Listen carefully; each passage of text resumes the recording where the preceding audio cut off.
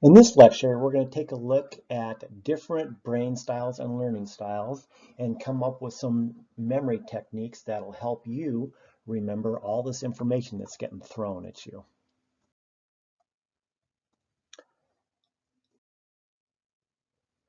To improve your memory, it's a skill you can develop and improve, just like working out can improve your body. The registration, receiving of the information, reception, perception, and selection of why you remember.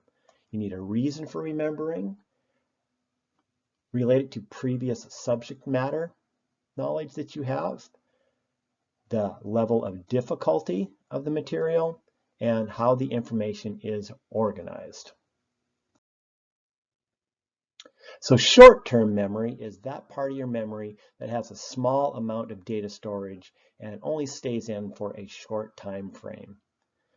So you can learn small amounts of information at a time, but you can extend this by chunking together groups of material. That way you get more bang for your buck. You can think of it as putting a whole bunch of buckets inside of a file, and then if you need to find something, you just click on that file and you have all that information grouped under some similar heading. Long-term memory or working memory is the storage and retrieval of information from both short-term and long-term. So this is where what we're talking about when we're talking about remembering what you study for a test. We select what you're learning, associate it with other things, and organize it. And then repeat to get it into the long-term memory. Move it out of the short-term memory and into the long-term memory.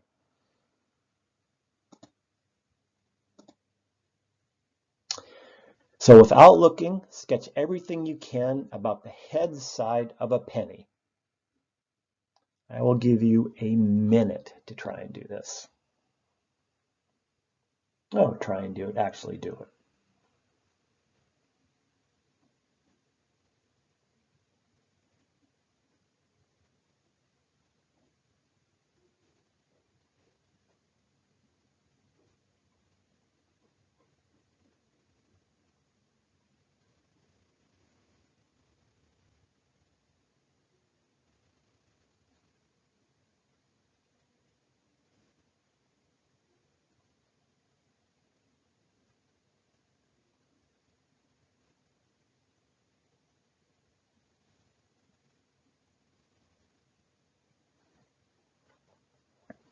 Okay, let's see what you got. How does it compare with the actual head side of a penny?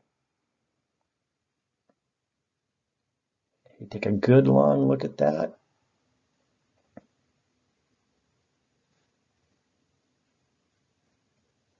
Look at the details compared to what you drew.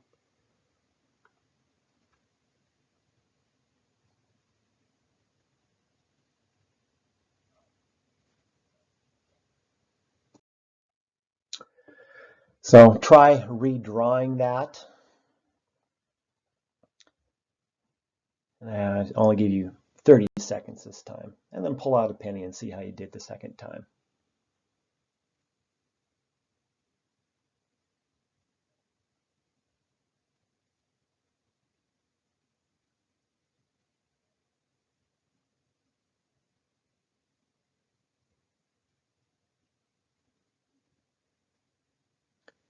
Okay, so to improve recall, you need to use the information regularly. You need to be invested in what you're learning. You need to be purposeful in what you're learning. And making connections really helps drill that information home. So to achieve that, you need to stay organized, maintain a good, comfortable environment, utilize a variety of studying techniques, use various resources to study from, keep your energy level up, which we will talk about in a future lecture, and then utilize group studies where you can. I know that will be difficult in this current setting, but when you are back in classrooms, please utilize group studying. So there are different learning styles and individuals' preferred ways to receive and process information. So if you are aware of what type of a learner you are, you can enhance studying and test taking and compensate for the weaknesses. The three primary learning styles are a visual learning style, auditory learning style, and kinesthetic, or learn by doing. If you're visual, you prefer to read, like quiet study, like visual cues. Seek out different learning materials that are visual, textbook, videos, handouts, notes. So studying tips for this type of learner is to make flashcards, use visual cues, the highlights, circles, arrows, focus on visual presentations, and reading and drawing, and write repetitively. And I would consider myself a visual learner. Auditory learners like class discussions and lectures, and like to read aloud, and like to study in groups. So study tips for an auditory learner is to have a study partner who likes to discuss things. Choose a class seat that lets you focus, read aloud to yourself, and even record it and play that information back. And actively participate in class. And for instance, if you're practicing for your presentation, talking into a mirror is very useful. And a kinesthetic learner. You prefer to learn by doing. Have difficulty sitting for long periods, likes the group projects to stay engaged, and likes to give opinions. So study tips for a kinesthetic learner is to keep moving while you're studying, writing and typing the notes.